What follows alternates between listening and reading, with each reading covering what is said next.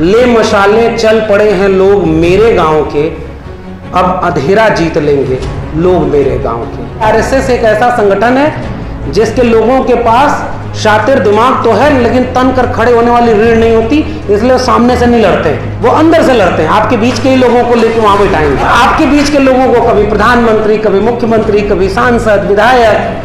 मेरे उत्तर प्रदेश में तो एक मंत्री जी हैं, चिट्ठी विट्ठी लिख रहे हैं, दलितों का अपमान हो रहा है। अरे भाई, दलित का अपमान तो बहुत दिन से हो रहा था, आपको जो ट्रांसफर पोस्टिंग थी उसमें थोड़ा सा अपमान आपका हो गया तो आप दलितों का अपमान। साहब, ओबीसी जिस दिन जाग जाएगा उस दिन देखिए देश बदल जाएगा। मैं हर जगह यही सुनता हूं। फिर मैं पूछता हूं कि क्या सारे दलित जाग गए? हमारे लोग जिस भाषा में समझते हैं उस भाषा में समझाने की जरूरत है। हम लोग जो जागरूक समझदार लोग हो गए हैं, दो ही काम करते हैं, या तो उनको ताना मारते हैं, अरे तुम बेकार हो, तुम धर्म में फंसे हो, वो फंसा रहेगा, क्योंकि उसका विकल्प क्या है? विकल्प कौन है? एक बहुजन विचार, तथागत बुद्ध से लेकर के भारत के संविधान तक सैकड़ों लोग हैं, हम उनके पास तक ले ही नहीं गए। वो पढ़े लिखे थोड़े ही हैं कि वो पढ़ करके जान जाएंगे कि तथागत बुद्ध कौन है। हम फेल हुए, इसलिए अभी अचानक उनको चिढ़ाइए मत वहां, क्योंकि दूसरी तरफ एक व्यक्ति बैठा है जो उसको हिंदू बनाने के लिए तैयार है।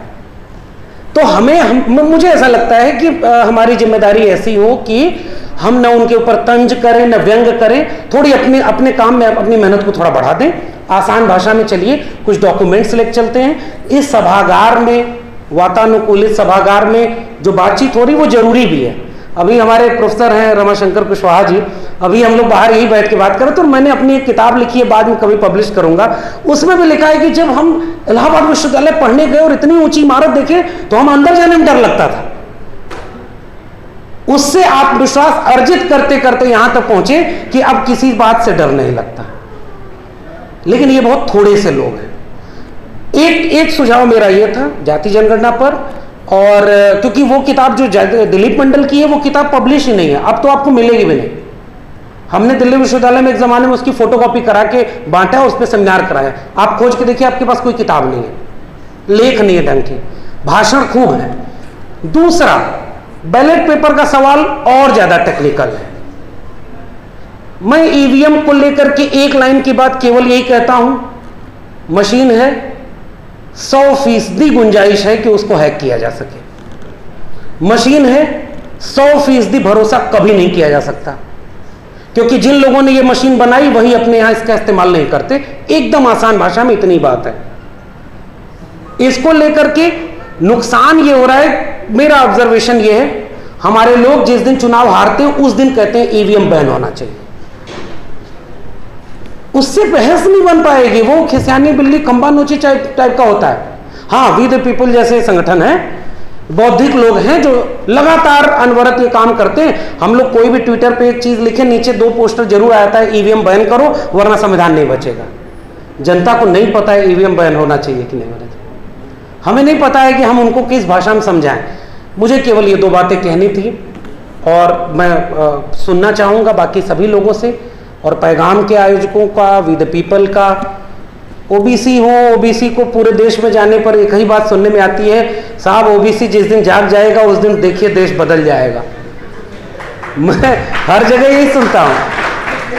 फिर मैं पूछता हूं कि क्या सारे दलित जाग गए? अगर जाग गए तो ये पिछले वाले राष्ट्रपति कौन थे? ये जो 12 सांसद कैबिनेट मंत्री बना दिए गए वो लोग कौन है? सत्ता। इसलिए मैं एक चीज ये कहता हूं कि ओबीसी तादाद में ज्यादा है, ओबीसी का दमन शोषण उस तरह नहीं हुआ जिस तरह दलित का हुआ, आदिवासी का हुआ। ओबीसी की चिंता अलग है, लेकिन अब ओबीसी में नई पीढ़ी के अनगिनत लोग ऐसे तैयार हैं जो मानते हैं कि बुद्ध से लेकर अंबेडकर और मंडल से लेकर कांशीराम, वो सब उनको हक दिलाने की लड़ाई में शामिल रहे हैं। तो जो बदलाव आ रहा है उसकी तरफ देखिए, उन लोगों को मजबूत करिए जो आपके न्याय की आवाज को ले जा रहे हैं। तो आज के दौर में कोई समुदाय ये नहीं कह सकता कि कोई भटका हुआ नहीं है। इसलिए आखिरी निवेदन केवल इतना है कि हमें थोड़ा सा विनम्र होकर अपनी भाषा में, अपने संगठनात्मक, अब आप लोग कहते हैं कि जागो बहुजनों, एक हो जाओ, 85% हो, कब है 85%? जब दुश्मन सामने खड़ा होता है। जब दुश्मन नहीं होता है तो वो आपस में एक दूसरे के दुश्मन होते हैं। और आप कहते हैं कि वो एक हो जाएंगे, एक संगठन बनाओ, नहीं बनेगा। न्यूनतम सहमति पर, एजेंडे पर एक हो जाओ, ये हो सकता है। एक एजेंडे पर सबकी एका बन सकती है, क्योंकि सबके हितों की टकराहट है ना, सबका कल्चर अलग है ना, सबका बौद्धिक स्तर अलग है ना। इसलिए उधर ऊर्जा लगाई जाए जिसका कुछ अगली बार जब पैगाम और वी द पीपल कार्यक्रम करे तो मुझे लगता है कि उसका सकारात्मक असर दिखे। हम सब अपनी जिम्मेदारियों को निभाएं, वरना वो वही बात हो जाएगी कि 24 के बाद चुनाव नहीं होगा, 25 में तो हिंदू राष्ट्र घोषित हो जाएगा, हम यही कहते रहेंगे और उधर सब कुछ होता रहेगा, अंत में कुछ हासिल नहीं होगा।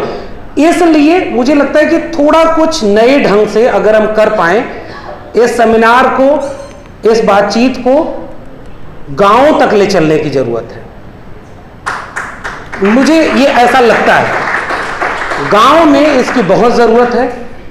हम लोग अगर गांव के लोगों को समझा पाए तो बल्ली सिंह चीमा की एक कविता के साथ अपनी बात खत्म कर रहा हूं। उन्होंने बहुत प्यारी कविता लिखी थी और हमारी लड़ाई वहीं से कमजोर है। जिस दिन गांव के लोग चल देंगे उस दिन हमें फिर समझाना नहीं पड़ेगा, न एकजुट करना पड़ेगा। 2 अप्रैल का भारत बंद, 5 मार्च का रोस्टर पर भारत बंद, ये दोनों उसके उदाहरण हैं। कोई नेता नहीं था, कोई संगठन नहीं था, समाज सड़क पर था और दोनों बार उसने 56 इंच की छाती को झुका दिया था। तो बल्ली सिंह चीमा ने कविता लिखी है, ले मशालें चल पड़े हैं लोग मेरे गांव के, अब अंधेरा जीत लेंगे लोग मेरे गांव के। वो गांव के लोग जिस दिन इन बड़ी इमारतों तक आ गए, समझिएगा कि हम सब कुछ बचा लेंगे। और इन बड़ी इमारतों से उन गांवों के बीच फासला अगर यही बना रहा तो माफ कीजिए, हम सब केवल अफसोस के लिए ऐसे सेमिनार में आते रहेंगे और फिर रिचार्ज होकर जाते रहेंगे।